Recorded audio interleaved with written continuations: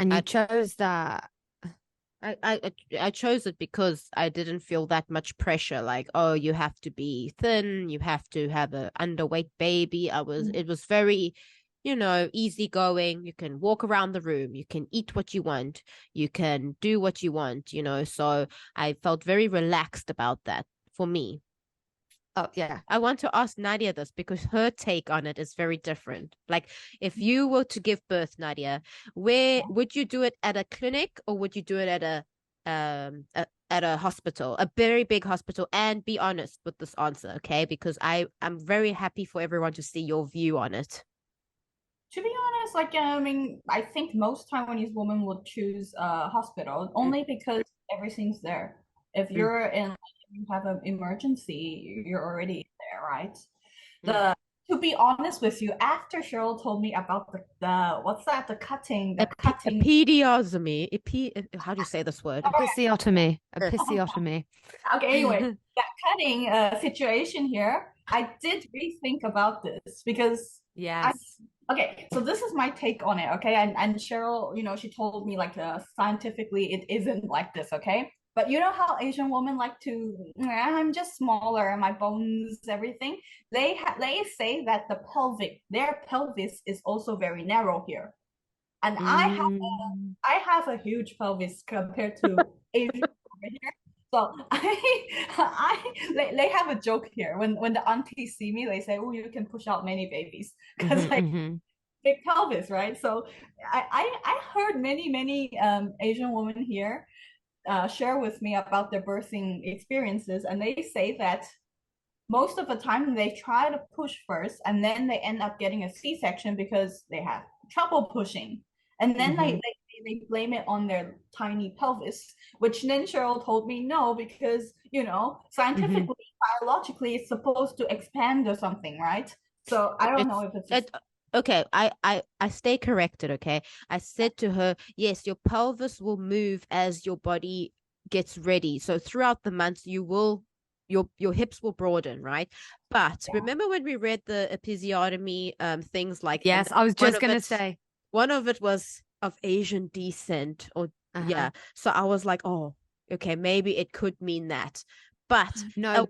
a Hmm. woman's body is supposed it will move, like broaden a little bit. That's why you get ligament pain, hip pain, because your body's stretching, getting ready to have a baby. But yes, some women have bigger hips than others naturally. No, no, I researched it. Yeah. yeah. So you don't you can the way that you look physically on the outside has no reflection to how big your pelvis is on the inside. So if Okay. you're more curvy around your hips, you just carry a bit more fat around your hips, you're just a bit more curvy. It's just how you're built. But actually your Oh, pelvis, it Nothing to do with that. no, oh. it has actually nothing to do with it because I researched it because I wanted to know. And Uh-huh. it said, no, it doesn't. You can't say, like, I'm too small to give birth. Like, your body will create a Hmm. baby and your body will adapt. There was nothing to say Yeah, that. yeah.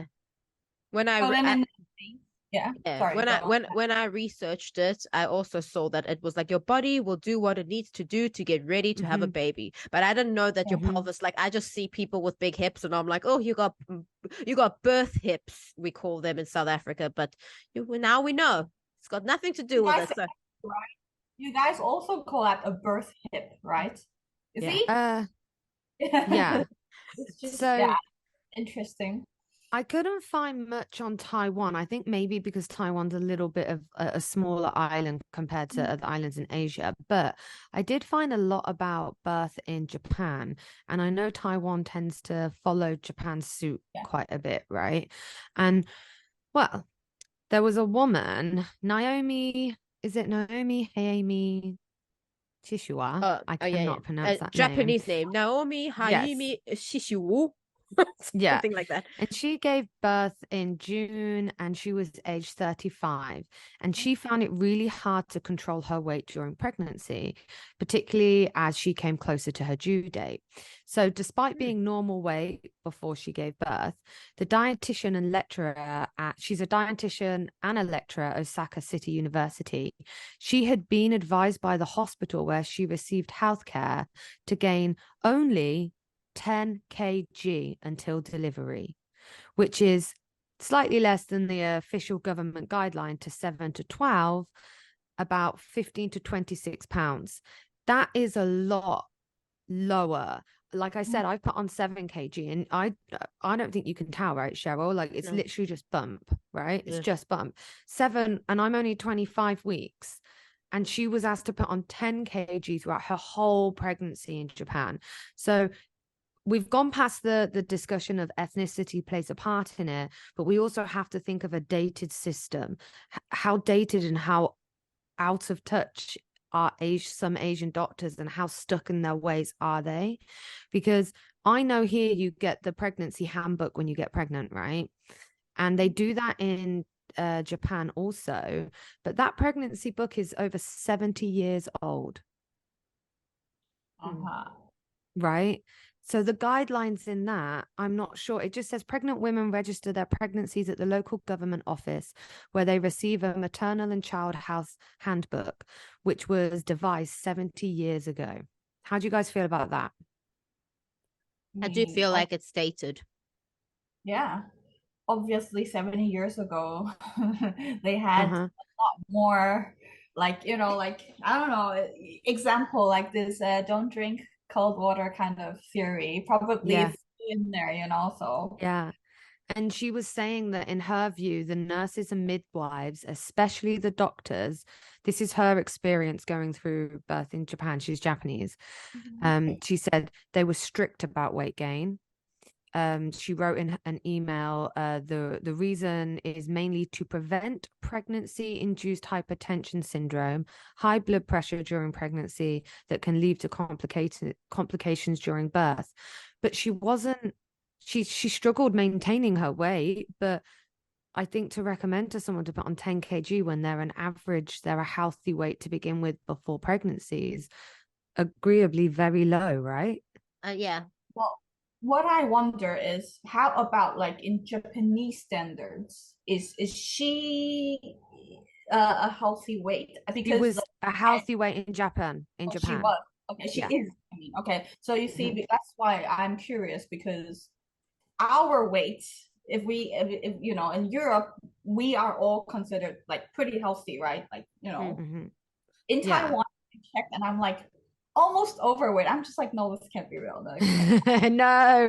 No, just check your weight on the NHS website. I don't know. Do you think it's more of a beauty standard kind of thing? Because I don't think you should, you know.